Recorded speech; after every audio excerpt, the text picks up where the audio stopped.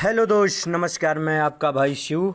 आज हमारे Arun UP 53 channel में आप सभी लोग स्वागत है। देखिए, आज फिर आप लोग के बीच में एक आइटम सॉन्ग लेकर आ गए हैं, वो भी ट्रैक पे।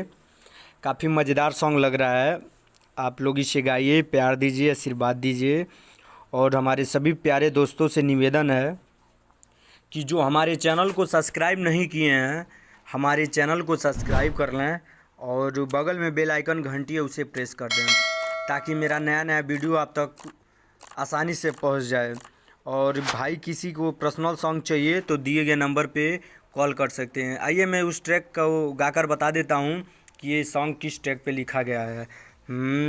ये प्रमोद प्रेमी भैया के ट्रैक पे है और उस गाने का नाम है खेती किसानी जॉनी पियऊ से कराई जी ये आमा जी।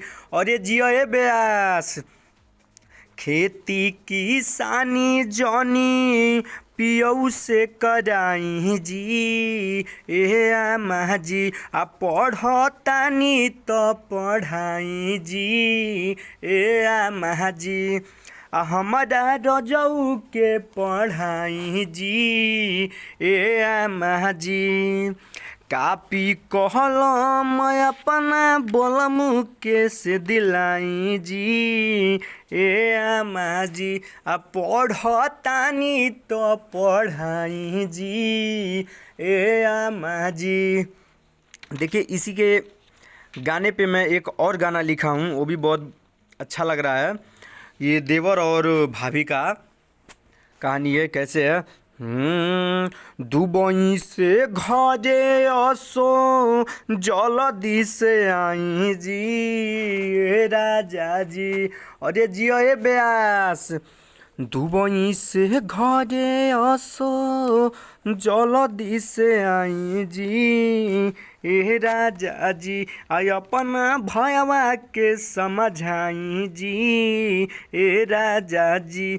आई अपने बाबू के समझाई जी ए बोलमू जी। हमारा मोबाइल आके चोली से निकाले जी ए राजा जी। आई अपना भयवा के समझाई जी ए राजा जी। आई अपने छोटका के समझाई जी ए राजा जी। हमारा देवरा के समझाई जी ए राजा जी। हाय दोस्त, आप लोग को गाना कैसा लगा? अगर अच्छा लगे तो लाइक कर दीजिए।